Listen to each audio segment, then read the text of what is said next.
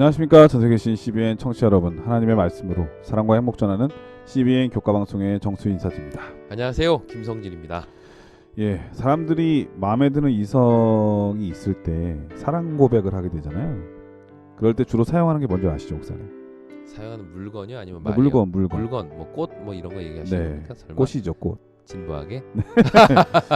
진부에도 다 통하니까. 맞습니다. 근데 꽃 중에서도 어느 꽃을 많이 쓰는지 아시죠? 혹시 뭐 또 장미 뭐 이런 얘기하시는 거? 장미를 가장 많이 선물하는데 네. 왜 그런가? 왜 그런가? 일단 꽃말이 네. 진실하고 열렬한 사랑이라고 하는 의미는 뭐 다들 아실 테고요. 네. 또 다른 이유가 있는데 뭔지 아십니까? 뭐 가시 뭐 이런 거 뭐 이런 얘기가 이번에 틀렸습니다. 네. 근데 그 향기 때문인데 이 향기가 말이죠. 네. 이 감성을 자극시켜 가지고 네. 그동안 경험했던 꽃에 대한 좋은 추억을 다 떠오르게 한답니다. 과거의 생각들. 네. 네. 그러니까는 이 좋은 추억이 계속 떠오르니까 네. 그 꽃을 준 사람에 대해서는 어떻게 생각이 되겠어요? 매우 좋은 긍정적인 방향으로 가게 되는 것이죠. 꽃에 대한 안 좋은 추억은 떠오르지 않겠죠? 네, 잘 안 떠오르니까. 그리고 또 하나가 있는데 뭐냐면 색깔입니다. 색깔. 색깔. 장미는 빨갛잖아요. 그래서 강한 인상을 남기게 된답니다. 네. 그래서 기억에 오래도록 남겨두는 효과가 있다고 해요. 색깔이 워낙 진하니까. 네. 그래서 우리 모두는 하나님의 향기들이잖아요. 네. 진리의 말씀에 아름다운 향기가 더해지면 얼마나 좋을까. 네네. 그런 생각했습니다. 오늘 계속해서 우리가 성경에 대해서 배우고 있는데 그렇죠. 이 성경을 전할 때에도 향기로운 사람이 전하면 더 오래 남을 거 아닙니까? 그렇죠. 네, 그래서 꽃 얘기를 한번 드렸습니다. 자, 오늘은 제 6과 오늘은 이제 장미를 한 송이. 네, 목사님의 말씀이 정말 들으면서 많이 해석이 많이 필요하다 이런 생각이 들었네요. 오늘은 주제가 해석이 필요한 이유죠. 그렇죠. 네. 제가 그래가지고 어려운 얘기 한 거예요. 네네. 네, 다 계획이 있는 겁니다. 큰 그림을 그리셨군요. 네. 근데 오늘은 제 6과 자꾸 얘기하면은 사람들이 너무 진부하다 이렇게 그렇죠. 얘기할 것 같아요. 자, 오늘은 제 6과 해석이 필요한 이유입니다. 먼저 기억절 말씀을 읽어드리겠습니다. 믿음이 없이는 하나님을 기쁘시게 하지 못하나니 하나님께 나아가는 자는 반드시 그가 계신 것과 또한 그가 자기를 찾는 자들에게 상 주시는 이심을 믿어야 할지니라. 자, 오늘은 제 6번째 시간인데 해석하 제목이 해석이 필요한 이유입니다. 자, 해석이 필요한 이유를 서두에 잘 설명을 했는데 네네. 그래도 조금만 더 어떤 말씀인지. 네, 성경을 포함해서 우리가 어떤 글을 읽는다는 거는요, 단순히 그 내용을 아는 것을 넘어서 그 내용을 해석하는 활동이죠. 예를 들어 보겠습니다. 여러분 나태주 시인 아시죠? 나태주요? 네, 나태주의 꽃, 들꽃 이게 되게 유명하지 않습니까? 요즘 나태주는 태권 트로트 가수로 되게 유명한데 다른 사람인가 봐요. 다른 분이신 것 같습니다. 제가 너무 세속적인 얘기를 그러셨네요. 네, 그 나태주 시인의 뭐 풀꽃 이런 시는 뭐 되게 유명하지 않습니까?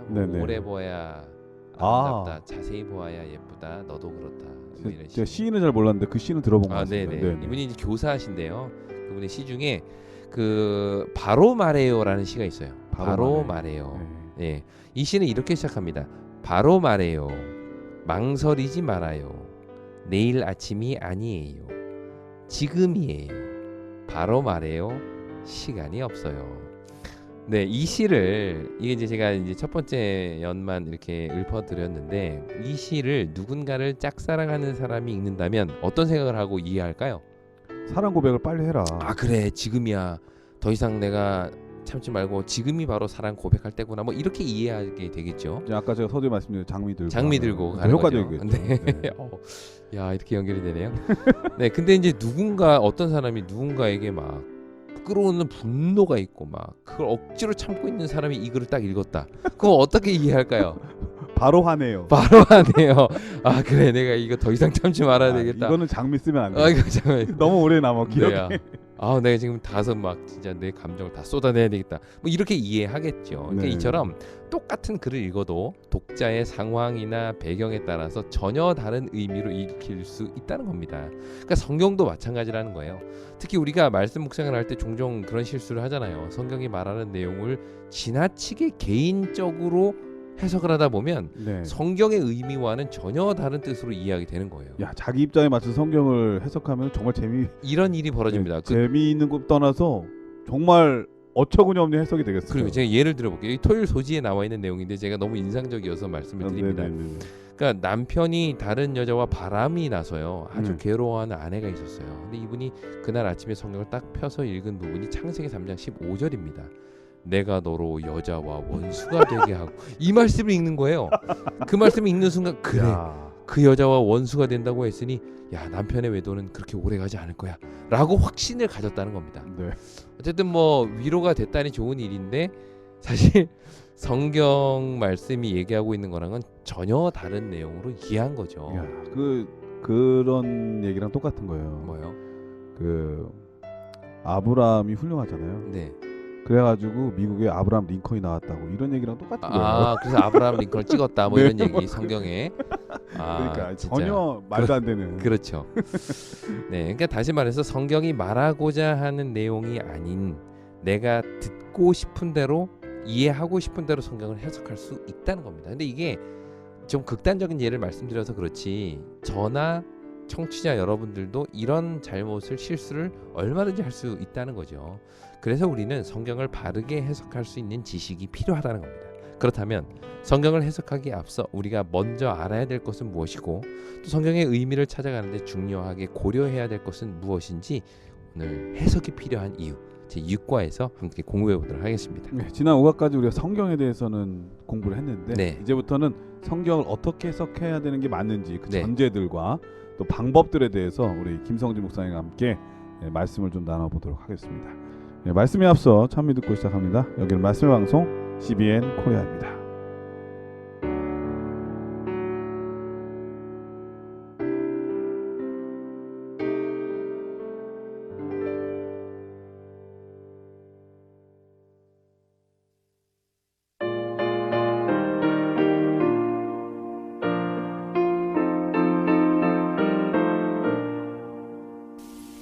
빈들의 마른 불같이 시들은 나의 심령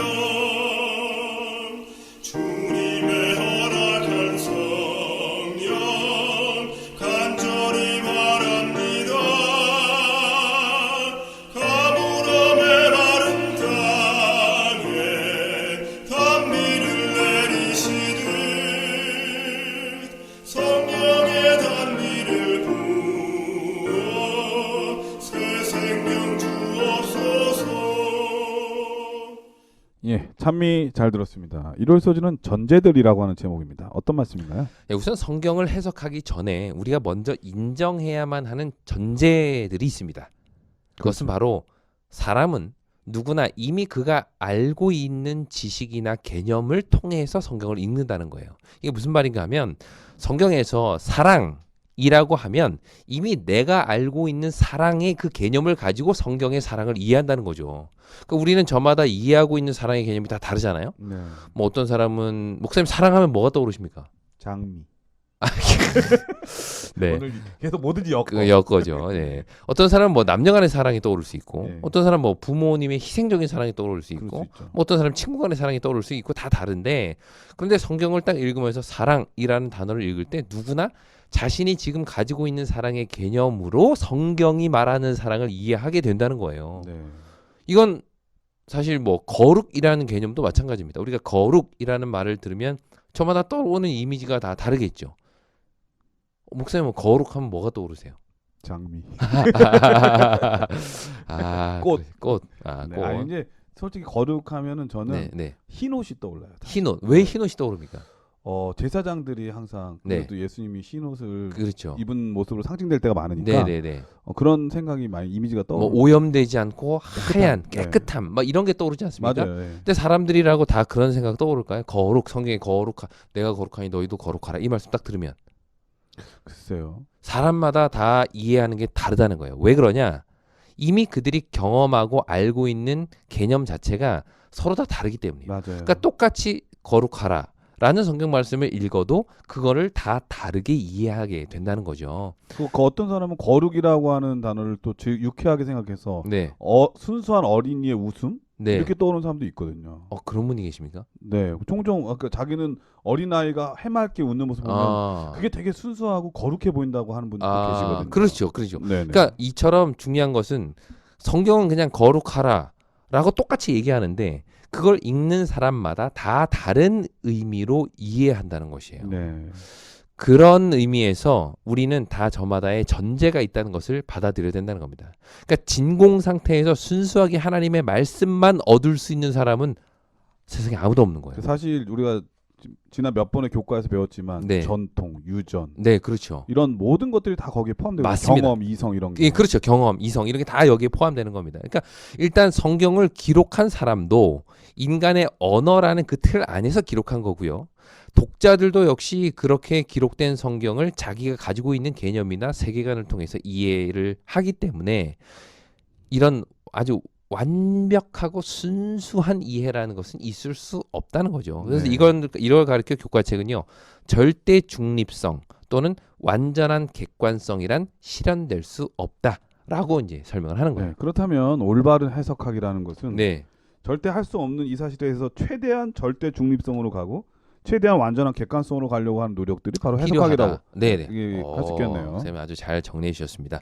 그 대표적인 예가 바로 제자들인데요. 사실 예수님과 3년여 시간을 보내면서 메시아에 대해서 많은 가르침을 받아왔거든요. 네. 그런데 정작 마지막 순간까지도 그들은 예수님께서 말씀하신 십자가를 이해하지 못했습니다. 왜 그럴까요? 이미 그들은 유대 사회에서 교육받은 메시아 개념을 가지고 있었기 때문입니다. 그 메시아의 개념의 틀 안에서 예수를 이해한 거죠. 그러니까 메시아는 왕으로 오실 것이고 메시아는 로마의 속박에서 구원해 주실 거고 메시아는 예루살렘을 온 세계 중심으로 만드실 분으로 이해할 수밖에 없었던 겁니다. 네. 이처럼 자기가 알고 있는 문화적, 종교적 렌즈로 예수를 딱 보니까 아무리 이야기해도 십자가에 매달린 메시아를 그들은 상상조차 할 수 없었던 겁니다. 그래서 당시에 많은 유대인들이 네. 예수님을 배척했죠. 그렇죠. 자기네들은 생각한 것과 너무 다르게 너무 다르죠. 가난하게 오시고 비천하게 오시고 네. 그죠? 그러니까 그런 메시아를 그들은 받아들일 수 없었던 겁니다. 네. 그러니까 무덤에서 부활하신 예수님이 이 엠마오로 가는 제자들에게 하신 것이 뭐였어요? 성경을 자세히 풀어서 설명해 주신 거예요. 맞습니다. 그 내용을 한번 좀 읽어보겠습니다. 누가복음 24장 26절과 7절입니다. 그리스도가 이런 고난을 받고 자기의 영광에 들어가야 할 것이 아니냐 하시고 이에 모세와 모든 선지자의 글로 시작하여 모든 성경에 쓴 바 자기에 관한 것을 자세히 설명하시니라. 네, 여기 보면 이 제자들에게 모든 성경에 쓴 바 자세히 설명을 했다라고 이야기를 하셨는데요. 네.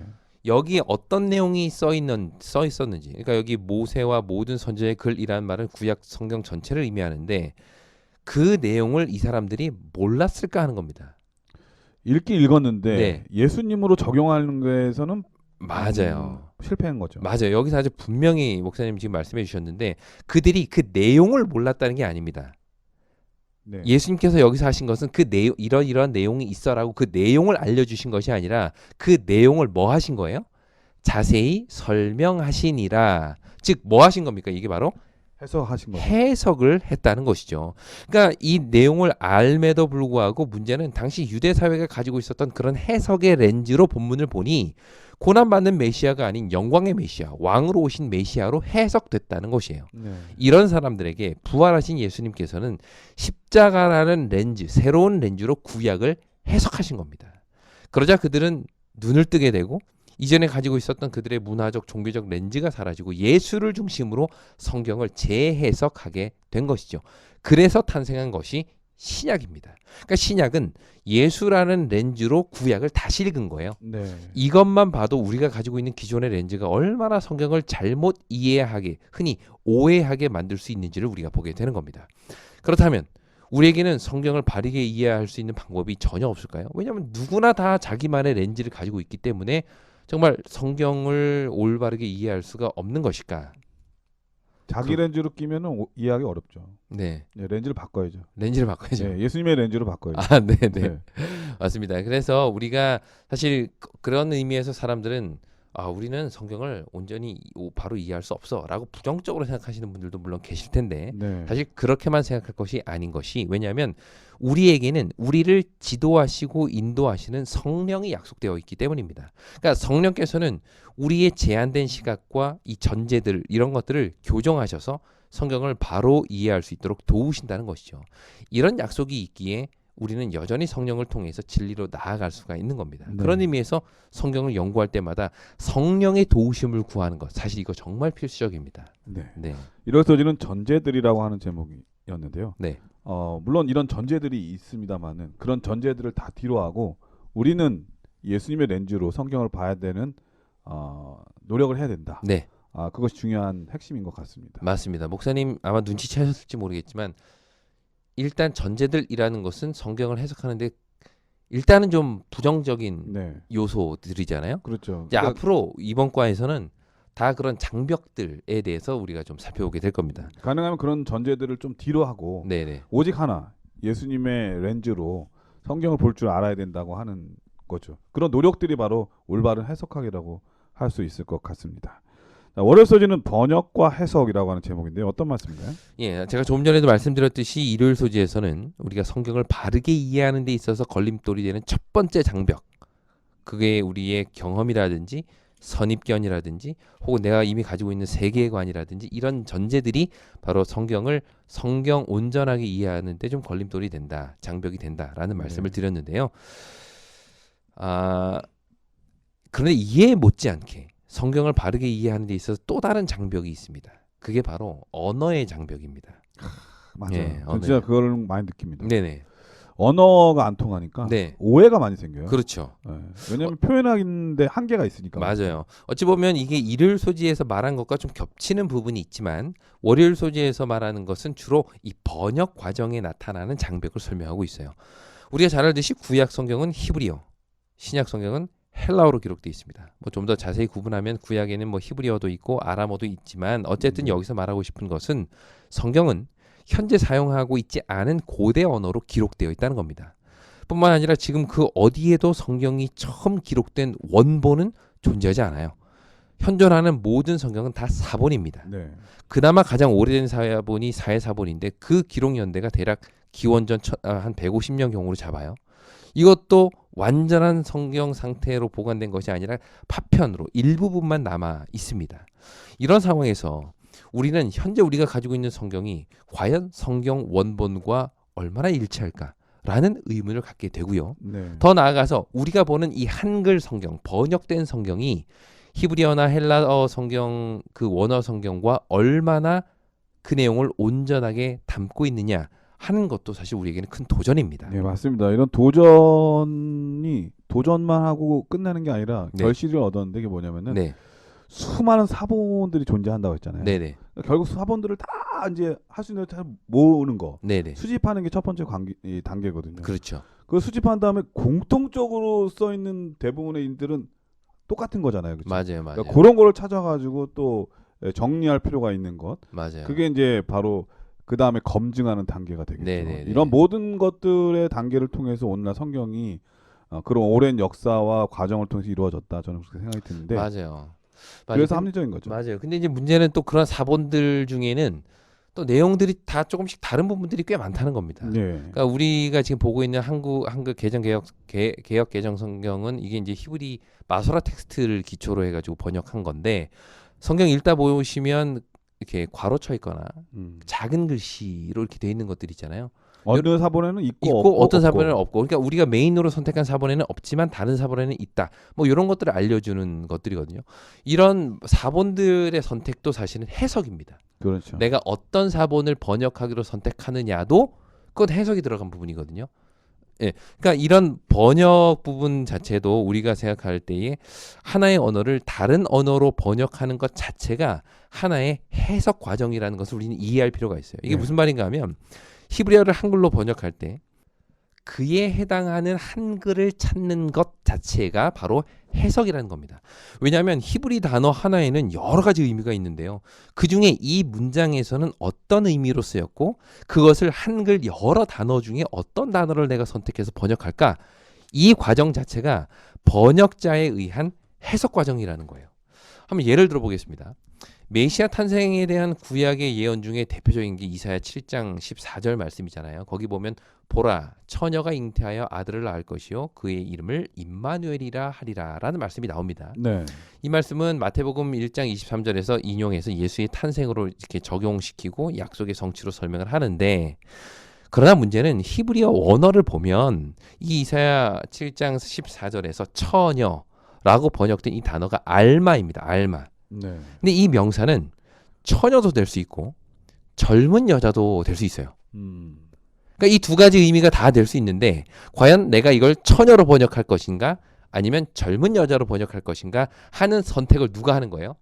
번역가가 하는 겁니다. 네. 이 부분 자체가 번역 자체가 바로 해석이 번역자의 해석이 의지가 들어간다는 것이에요.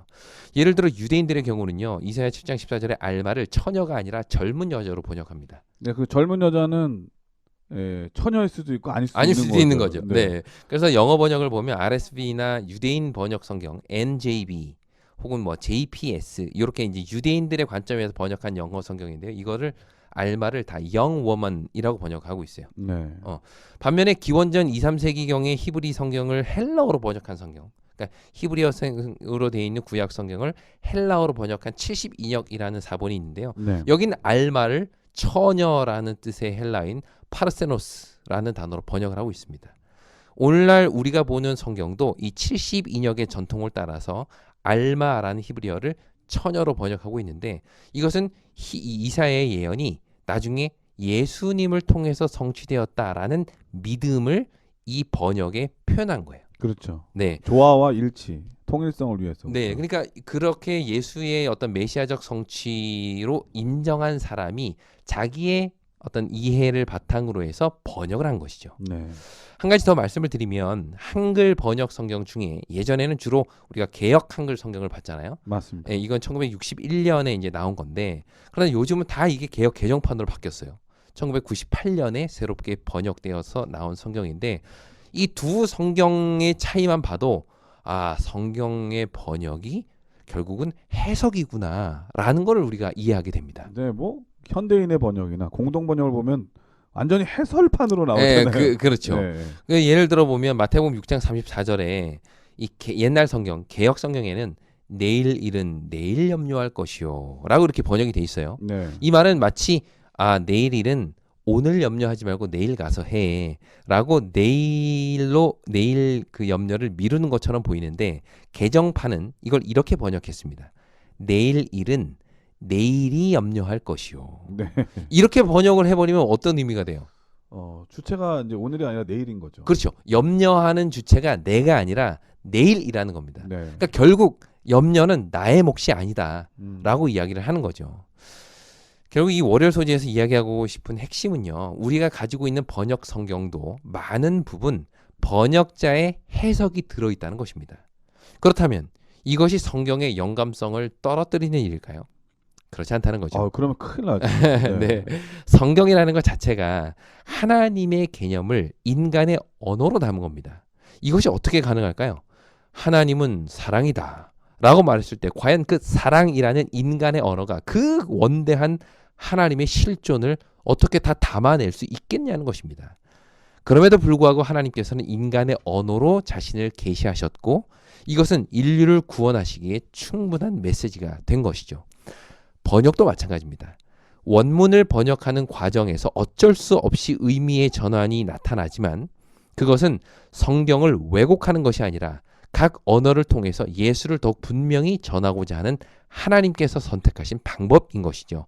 단 성경을 번역하는 자들은 그만큼 철저하게 원문에 충실한 번역을 하기 위해 기도하며 노력해야 할 것입니다. 더불어 번역된 성경을 설교를 통해서 다시 사람들에게 전달하는 우리 설교자들도 역시 성경이 말하고자 하는 것을 잘 찾아서 전달하기 위해서 번역자들과 같은 노력이 필요한 것입니다. 네. 사실 설교자들도 이게 번역하는 행위거든요. 해석하는 행위고 맞습니다. 그런 의미에서 이러한 책임감을 가지고 그런 일들을 해야 된다라는 것이 월요일 소지의 핵심입니다. 예. 1월 소지의 목사님께서 그렇기 때문에 연구할 때마다 성령의 도우심을 구해야 된다 이런 말씀으로 마치셨잖아요. 네네. 월요일 소지도 마찬가지겠네요. 그렇죠. 특별히 설교자들은 성경의 본문을 어떤 면에서 풀어서 또 해석하는 사람이기 네. 때문에 더더욱 성령의 도우심이 필요한 사람들이다 이런 생각이 듭니다.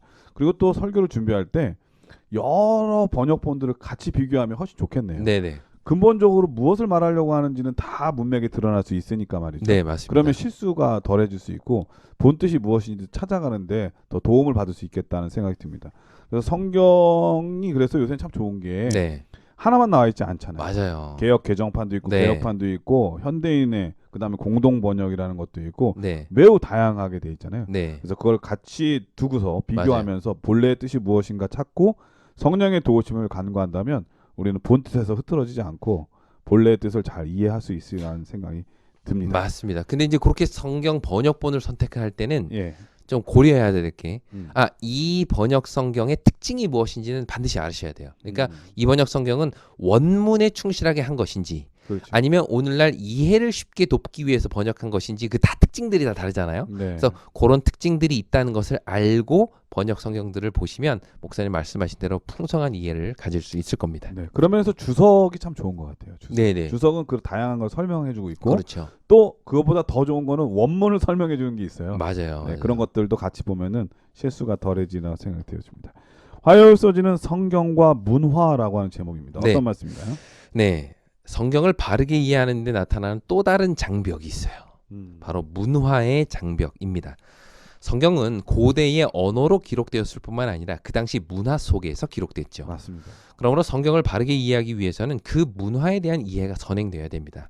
예를 들어 출애굽기 9장 12절에 보면 여호와께서 바로의 마음을 완악하게 하셨으므로 그들의 말을 듣지 않았다라는 말이 나와요. 네. 이걸 보면 바로가 말을 듣지 않은 건 여호와께서 그의 마음을 완악하게 했기 때문이다 마치 라고 말하는 하나님께서 다 거죠. 그렇게 하신 것처럼. 예, 그렇게 들리죠. 하지만 이러한 오해는 고대 근동의 문화를 이해하면 쉽게 풀립니다. 당시 히브리 문화에서는요, 자신이 직접 그 일을 하지 않았더라도 그렇게 하도록 허용한 경우에 그 책임을 자신에게 돌리는 경향이 있습니다. 이런 문화를 통해서 본문을 읽으면 성경은 여호와께서 바로의 마음을 완악하게 하셨다라고 말하지만 사실은 여호와께서 그렇게 하도록 허용하시고 허락하신 것이다 라는 의미로 읽혀지게 되는 겁니다. 또 출애굽기 본문을 보면 여호와께서 완악하게 하셨다라는 말과 바로가 스스로가 자기의 마음을 완악하게 했다라는 말이 각각 10번씩 나와요. 네. 이런 경우에 고대 근동의 문화와 본문의 표현, 그리고 더 나아가서 자유의지라는 성경 전체의 어떤 그런 중요한 개념을 통해서 구절을 이해하고 해석한다면 이 본문이 말하고자 하는 의미가 무엇인지를 쉽게 이해할 수 있게 되겠죠. 이런 것은 성경에 참 자주 나오는 것 같습니다. 네.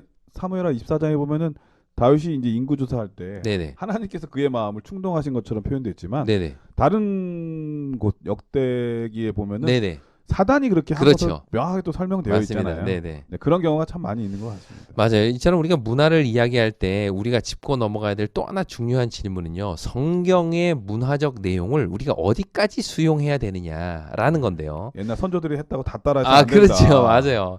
예를 들어 아브라함을 비롯한 여러 부조들이 일부 다처제를 시행했고요. 또 종과 노예도 그들에게는 있었습니다. 그렇다고 해서 성경에 그렇게 나왔으니 우리도 일부 다처제 허용해야 된다라고 말할 수 있을까? 노예제도 허용해야 된다. 네. 이건 말도 안 되는 그렇지 거죠. 않다는 거죠. 이것은 그 당시에만 적용되는 문화적 요소와 시간과 공간에 상관없이 적용되는 보편적 요소를 혼동한 결과입니다. 그래서 예수님께서 이혼에 대한 얘기를 하실 때 네. 본래는 그렇지 않다고 그렇죠. 본래의 의미를 또 설명해 주셨잖아요. 맞습니다. 우리도 본래의 의미를 찾아야 돼요. 맞습니다. 어떤 사람이 이런 질문을 해요. 탕자의 비유를 보면 아버지가 탕자에게 가락지를 끼워주는데 네. 왜 교회에서는 장신구 못하게 하냐. 사실 뭐 이 질문 자체가 이미 오래된 질문이라고 느껴지는 게, 왜냐하면 오늘날 교회 안에서 장신구를 이렇게 하는 분들이 의외로 많으시잖아요. 이게 좀 예전에 비해서 많이 일반화됐어요. 왜냐면 이게 이제 문화권이 네, 그 서로 이제 소통하다 보니까 네네, 우리 예전에는 우리 문화권이 전부인 줄 알았지만 네, 이제 세계가 하나가 되고 네, 빠른 속도로 교류하다 보니까는 아 저런 문화에서는 이게 허용되는구나라는 것 때문에 이제 인정도 하는 것 같아요. 이게 문화적인 요소구나라고 이제 이해하기도 하죠. 어쨌든 여기서 말씀드리고 싶은 것은 아버지가 탕자에게 가락지 끼워지는 것을 그랬으니 우리도 장신구를 허용해야 된다라는 그 논리, 제가 말씀드리고 싶은 이 논리를 말씀드리고 싶은데 이 논리 자체가 잘못됐다는 겁니다. 맞습니다. 본문에서 아버지가 끼워준 가락지는 오늘날의 장신구 개념이 아니에요. 야, 너 손가락이 이렇게 별로 안 예쁘니 내가 예쁘게 해줄게 라고 장신구 개념이 아니라 그건 넌- 신분이잖아요. 신분. 그렇죠. 너는 내 아들이다 라는 하나의 중요한 표징입니다. 집 나간 아들. 그래서 이 본문에 보면 더 이상 내가 아버지의 아들이 아니라 종들의 하나로 봐주십시오라고 해서 나는 아들이 아니라 종입니다라고 생각하는 그 아들에게 네. 아무 말 없이 아버지는 손에 가락지를 끼워줍니다. 이것은 무슨 얘기야? 너는 어떤 상황에서도 내 아들이야. 라는 아주 강력한 논증이에요. 이거는 그 당시 사람들이 이 얘기를 들었을 때 야, 아버지가 진짜 자기 아들을 사랑하는구나 라고 이해하는데 어떤 분들은 읽으면 오! 장식 꼈네 라고 이해를 하는 거죠. 이게 네. 문화적 차이라는 겁니다. 또 음주에 대한 문제도 마찬가지예요. 잠깐 말씀드리면 노아도 술을 마셨고 다윗도 포도주를 마셨고 뭐 심지어 예수님께서도 혼인잔치에 포도주를 만들었으니 우리도 술 먹어도 된다라는 논리는 우리가 익히 들어서 알고 있는데 자주 이런 얘기를 하는 하죠. 사람 많죠. 네, 뭐 그때 마셨던 것이 포도주냐 포도즙이냐 문제는 뒤로 하고서라도 네, 네. 성경이 말하는 술은 그 자체가 이슈라기보다는 당시 문화의 일부로 등장하는 주변적인 요소입니다. 뭔 얘기인가 하면 가나의 혼인잔치에서 예수님이 포도주를 만드실 때도 중요한 포인트는 이게 포도주냐 포도즙이냐 이게 본문에서 말하고자 하는 핵심이 아니거든요. 네. 핵심은 혼인잔치라는 당시 이스라엘의 문화적 틀 안에서 등장하는 포도주라는 거예요. 그 당시 혼인잔치에서는 이 음료가 네네. 매우 중요했잖아요. 그렇죠. 그러므로 우리가 물어야 될 질문은 당시 문화적 요소들을 벗겨내고 난 후에 남은 술에 대한 평가, 성경의 평가가 네. 과연 긍정적이냐 부정적이냐를 우리가 찾아봐야 된다는 겁니다.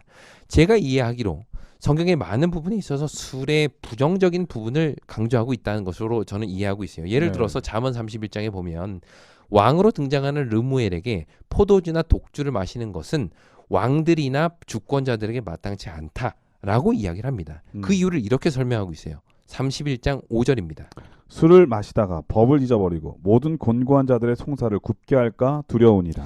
여기서 왕에게 술을 금하는 이유가 술을 마시다가 법을 잊어버리고 곤고한 자들, 즉 사회적 약자, 억압받고 힘들어하는 그러한 사람들의 재판을 굽게 할 수 있기 때문이다. 네. 이렇게 설명을 하는데요. 그렇다면 이것이 왕과 지도자들에게만 해당된다고 말할 수 있을까요? 부모는 자녀에게, 교사는 학생에게, 직장 상사는 직원에게, 고용주는 피고용자에게, 가진 자는 못 가진 자에게 얼마든지 옳지 못한 판단과 일들을 할 수 있다는 겁니다. 네. 사회적인 범죄의 현장에는 항상 또 술이 껴있잖아요. 네, 그래서 다시 말해서 오늘날 이 사회에 나타난 그 어떤 형태의 권력 구조 내에서의 부조리하고 폭력적인 결과가 술을 통해서 일어날 수 있다는 것이에요. 네. 또 어떤 사람은 야 이건 왕에게 얘기한 거야. 난 왕이 아니니 술 마셔도 돼. 이렇게 해석하는 것 자체도 이건 이 성경절을 오해한 겁니다. 그런 의미에서 성경은 술을 금하고 있는 것이고 이러한 원리를 오늘날 문화에도 그대로 적용할 수 있다는 것이죠. 네. 이처럼 성경을 읽을 때는 그 당시의 문화적 요소와 오늘날 우리에게 적용되는 보편적 요소를 구분하고 그 보편적 요소를 우리의 문화에 맞게 재해석하는 작업들이 필요하다는 것입니다. 네. 그리고 성경 전체가 무엇을 말하는지도 살펴야 되는데 예를 들면 이제 술에 대한 얘기를 하셨으니까 네, 말세에 깨어 있을 필요에 대해서 예수께서 많이 말씀하셨잖아요. 네, 네, 그런데 그 자고 있는 상태를 술 취한 상태로 많이 표현하고 있거든요. 네, 네. 그러니까 안 좋은 부분으로 표현되고 있는 거죠. 그렇죠. 부정적으로. 네. 그러니까 그런 부분은 예수님께서 본래 말씀하실 때에 술 취하는 것을 원하시지 않는다는 것을 우리가 알 수 있거든요. 네, 그런데 과거에 어떤 선조들이 했다고 하는 것을 굳이 끌어내가지고 네, 오늘날의 문화와 그 뜻을 잊어버리고 옛날에도 했으니까 나도 하겠다 이런 것은 그럼 옛날에 했던 건 다 해도 되냐 네. 이런 문제가 생기거든요. 그렇죠. 그러니까 그런 것들을 해석할 수 있는 가장 중요한 요소들이 바로 오늘 목사님께서 말씀하신 문화적 요소를 이해하는 것이 이렇게 중요하다. 그렇지 않으면 잘못된 길로 갈 수도 있다고 하는 것을 우리 목사님께서 말씀해 주셨습니다.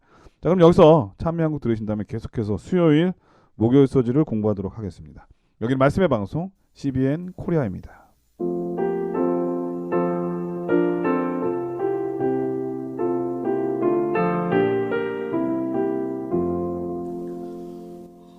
하늘의 음악이 저 바다 위로 잔잔히 퍼지네 참 고운 가락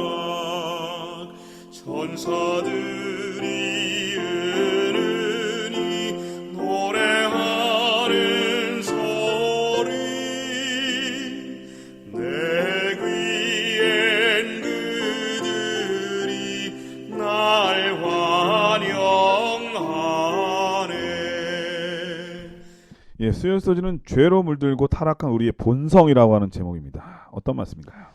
네, 성경을 이해하는데 또 하나의 장벽은 바로 우리의 본성이라는 장벽입니다. 여기서 말하는 본성이란 우리의 죄된 본성을 의미하는데요. 어느 날 예수님께서 길을 가실 때 날 때부터 맹인된 사람을 딱 보게 되셨어요. 당시 사람들은 몸이 아프거나 뭐 질병에 걸리면 야, 그 죄 때문에 그래라고 그렇죠. 생각을 했죠. 부모의 죄거나 본인의 죄 때문이다. 네. 그런데 날 때부터 맹인된 사람은 사실 이게 누구 죄인지가 좀 애매한 겁니다. 네. 왜냐하면 보통 자기 죄 때문에 벌을 받는 건데 날 때부터 뭐예요? 몸이 아픈 거예요. 그러니까 부모의 죄라고 또 이렇게 오해할 수도 있었겠네요. 예, 그래서 제자들이 야, 이거 누구의 죄냐? 부모의 죄냐 아니면 자신의 죄냐라는 질문을 하죠. 근데 그때 예수님은 그 누구의 죄 때문이 아니라 하나님이 하시는 일을 나타내기 위함이다라고 말씀하시고는 그의 눈을 고쳐 주십니다. 네. 그러자 이 사건을 계기로 함께 있던 사람들이 정확하게 두 무리로 딱 나눠지는데요. 첫 번째는 예수님을 비난하는 무리였고요. 둘째는 예수를 하나님의 사람으로 인정하는 사람들이었어요. 먼저 예수님을 비난하는 사람들은 그가 안식일에 하지 말아야 할 일을 했기 때문에 하나님으로부터 온 사람이 아니다 라고 이야기를 한 겁니다. 이 일이 안식일에 벌어졌군요. 안식일에 벌어졌거든요. 예. 네. 반면에 소경은 이런 말을 하는 것을 정말 이해할 수 없이 의아해하면서 30절에 이상하다. 왜 못 믿을까? 라고 하면서 이런 논리를 펴니다. 창세 이후부터 나면서부터 맹인된 사람이 눈 떴다는 말이 있어요? 없지 않습니까? 그런데 이 사람이 하나님으로부터 오지 않으면 어떻게 이런 일을 할 수 있습니까? 맞아요. 라고 이제 대묻게 되죠. 야, 그 눈 뜬 사람은 아는 거죠. 아는 거죠. 이거 이상한 겁니다. 이거 왜 못 믿을까? 아, 예. 여기서 우리는 보는 자와 보지 못하는 자가 이 사건을 기점으로 새롭게 정의되는 것을 보게 됩니다. 이야기 초반부에는요. 날 때부터 소경된 자가 보지 못하는 자였고 나머지 사람들은 다 보는 자였어요.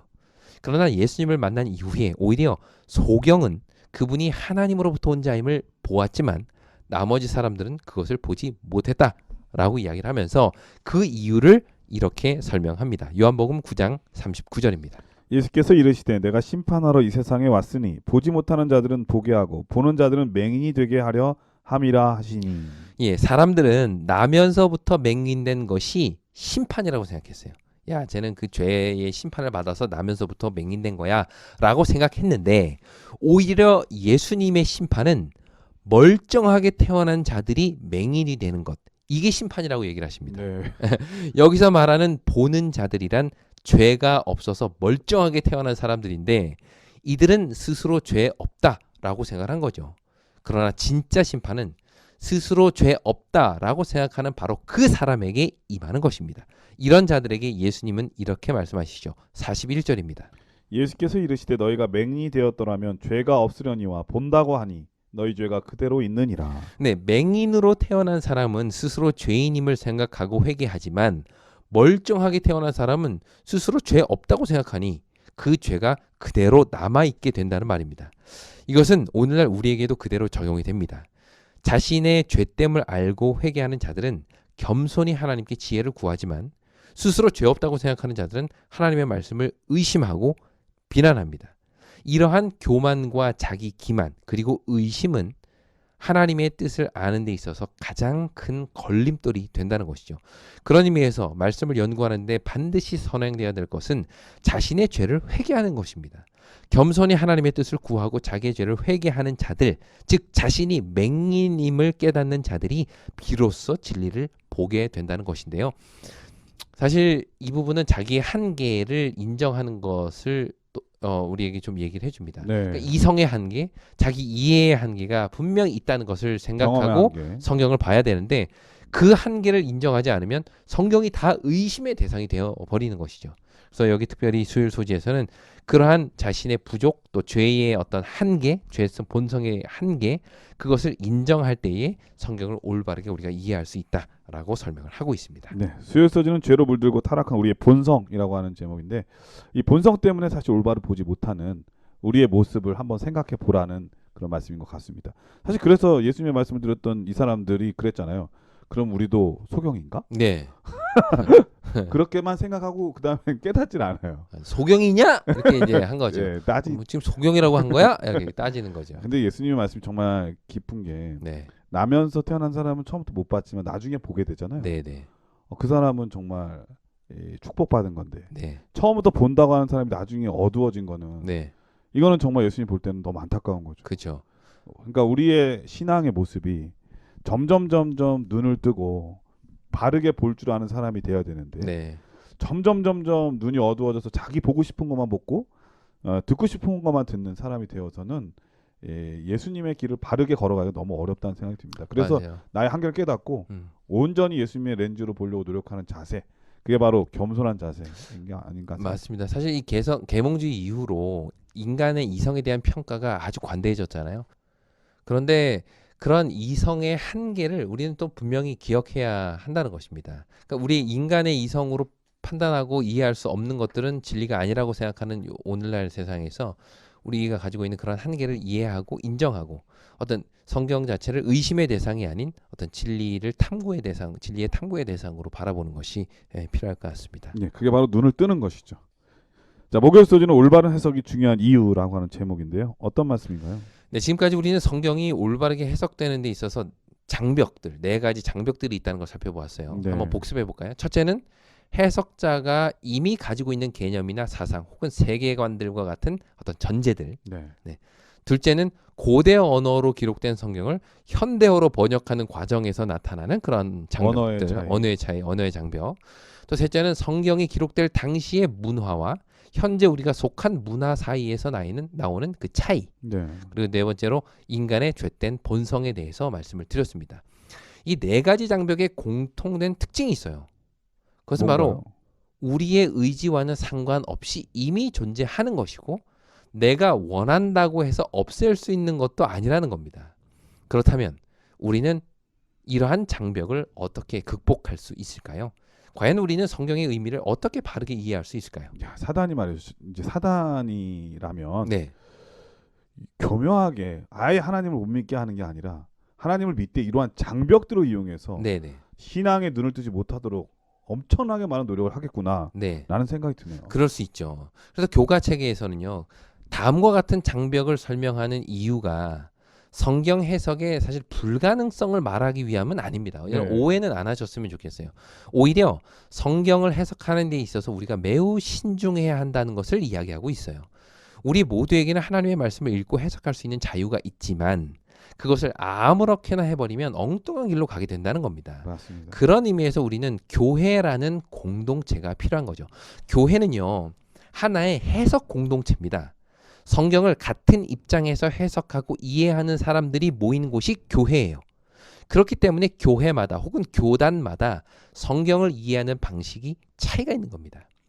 느헤미야 8장에 보면 에스라가 성전에서 발견한 율법책을 백성들에게 낭독하는 장면이 나오는데, 근데 이때 레위인들은 청중들, 그 백성들 사이사이에 서가지고 에스라가 그 말씀을 쭉 읽을 때 옆에 백성들에게 해석을 해줬어요. 맞아요. 그 내용이 느헤미야 8장 7절로 9절에 나옵니다. 예수아와 바니와 세레비아와 야민과 아굽과 사부대와 호디아와 마아세야와 그리다와 아사랴와 요사밧과 하난과 블라야와 레위 사람들은 백성이 제자리에 서 있는 동안 그들에게 율법을 깨닫게 하였는데 하나님의 율법책을 낭독하고 그 뜻을 해석하여 백성에게 그 낭독하는 것을 다 깨닫게 하니 백성이 율법의 말씀을 듣고 다 우는지라. 네. 선생님 이름 정말 고생하셨습니다. 아, 예, 어려운 네, 분들이 어려운 분들이 많이 해석을 쉽게 해주셨네요. 네, 네. 하나님의 말씀이 낭독될 때 레위 사람들은 백성들 중간중간에 서서 그 율법을 백성들에게 해석해 줬는데요. 그리고 그 해석을 들은 백성들은 다 눈물을 흘리며 자기 죄를 회개했다고 이야기를 하거든요. 이를 통해서 우리는요, 백성들 모두 말씀 앞에서 한 마음 한 뜻이 되었다는 것을 알 수가 있습니다. 근데 거기에는 레위인들의 아주 중요한 역할, 즉 말씀을 해석해 주는 역할이 있었죠. 네. 이것을 통해서 우리는 당시 레위인들은 율법에 대한 통일된 해석과 어떤 그 이해의 틀을 가지고 있었다라고 생각을 할 수가 있습니다. 그만큼 그런 일들을 위해서 노력을 많이 했고 그런 모임이 있었던 것 네, 같습니다. 그러니까 레위인들이 백성들 중간중간에 서서 자기 멋대로 말씀을 해석한 것이 아니라 그 말씀에 대한 통일된 이해와 메시지를 백성들에게 전달했다는 것이죠. 물론 이렇게 교회가 하나의 교리를 통한 통일성을 유지하려 하다 보면 교조주의에 빠지기가 쉽습니다. 네, 교리주의. 예, 마치 로마 카톨릭이 교회라는 해석 공동체를 지키기 위해서 교회의 전통과 해석 이외의 것을 철저하게 차단했던 것처럼 말이죠. 그러므로 교회는 성경에 대한 하나의 통일된 이해를 가지고 있어야 하지만 동시에 그것이 오랜 세월 동안 굳어진 콘크리트처럼 바꿀 수 없는 교리로 만들어져서는 안 된다는 것입니다. 네, 성경의 본뜻이 명확하다면 당연히 잘못된 거니까 바꿔야 되는데 콘크리트처럼 굳어버린 것 때문에 성경을 바꿀 수는 없잖아요. 맞습니다. 그래서 교리는요, 언제나 더 밝은 빛을 받아들일 준비를 해야 하고요. 하나님께서 더 명확한 진리로 교회를, 백성들을 인도하실 때 성경을 깊이 연구함으로 그 길을 따라갈 수 있는 마음의 준비가 되어야 한다는 것입니다. 그런 의미에서 재림교회 28교리의 서문을 보면 이렇게 이야기를 하고 있습니다. 우리는 신학적 콘크리트 안에 굳어버린 신조들의 진술인 신경의 역할을 하도록 본서를 저술하지는 않았습니다. 재림교회는 오직 하나의 신경밖에 없습니다. 성경, 오직 성경만이 우리의 신경입니다. 네, 재림교회는 우리의 교리를 지키기 위한 교회가 아니라 네. 성경의 진리를 따라가고자 하는 교회라는 겁니다. 네, 이 말씀 매우 신경 쓰이네요. 네. 그러므로 언제나 겸손한 마음으로 성경을 연구하되 우리가 가진 진리가 완벽하고 완전해서 뭐 더하거나 빼거나 전혀 바꿀 것이 없다라는 교만을 내려놓아야 한다는 것이죠.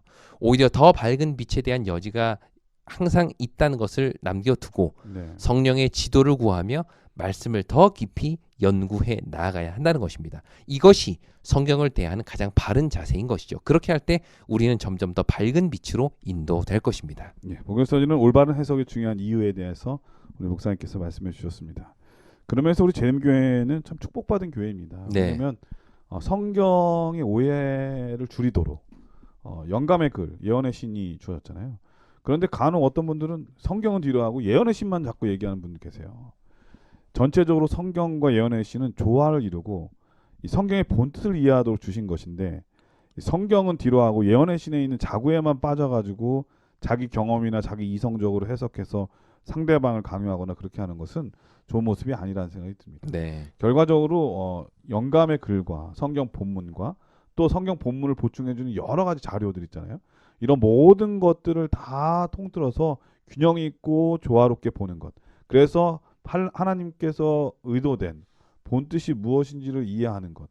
그것이 매우 중요하다는 생각이 듭니다. 그래야 예수님께서 원하신 뜻의 길, 바른 길, 신앙의 길을 걸어갈 수 있다는 생각이 드네요. 우리 목사님께서 이번 교과를 간략하게 정리해 주시고 기도하고 마치도록 하겠습니다.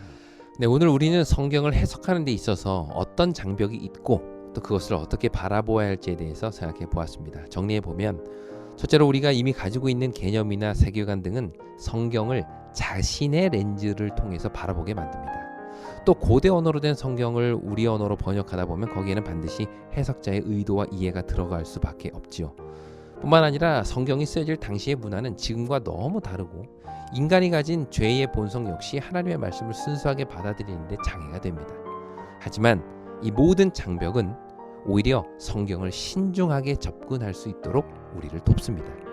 귀에 걸면 귀걸이, 코에 걸면 코걸이식으로 아전인수격 입장에서 성경을 해석하는 것이 아니라 성경의 본래 의미가 무엇이며 그것이 오늘 우리에게 어떤 의미가 있는지를 진지하게 묻고 해석하고 연구해야 할 것입니다. 그럴 때 비로소 우리는 성령의 인도하심을 따라 말씀을 바르게 이해할 수 있게 되겠죠. 그 말씀을 통한 참된 변화를 경험하는 우리 모두가 되기를 바라면서 오늘 공부를 마치겠습니다. 네, 목사님께서 기도해 주시고 교과를 마치도록 하겠습니다. 함께 기도드리겠습니다. 하늘에 계신 우리 아버지 하나님, 오늘 우리에게 주님을 알 수 있는, 구원으로 나아갈 수 있는 귀한 진리의 집약서 성경을 주시니 그 은혜를 감사드립니다. 아멘. 그러나 저희가 그 성경을 온전히 이해할 때 여러 가지 제약과 어려움들이 있음을 깨닫게 됩니다. 주님, 그러므로 저희가 주님께 지혜를 구합니다. 저희를 온전히 인도하 주시고 이끌어 주셔서 주님께서 오늘날 우리에게 주시고자 하시는 그 말씀이 무엇인지를 분명히 깨닫게 하시고 그 내용을 알 뿐만 아니라 삶으로 순종하며 살아가는 우리 모두가 되게 인도하여 주시옵소서. 아멘. 예수님의 이름으로 기도드립니다. 아멘. 네, 전세계 계신 CBN 청취자 여러분, 옛말에 이런 말이 있습니다. 구슬이 서말이라도 꿰어야 보배다. 해석학을 열심히 배웠는데 성경은 안 읽으면 무슨 의미가 있겠습니까? 아 정말 명비유입니다. 예, 우리가 이렇게 해석학을 많이 들었으니까 이제 성경을 더 많이 사랑해서 더 열심히 읽고 그래서 진리의 길, 예수님의 길을 걸어가는 우리 모두가 되셨으면 정말 좋겠습니다. 한 주일 동안 건강하시고요. 저는 다음 주에 다시 뵙겠습니다. 안녕히 계십시오. 안녕히 계세요.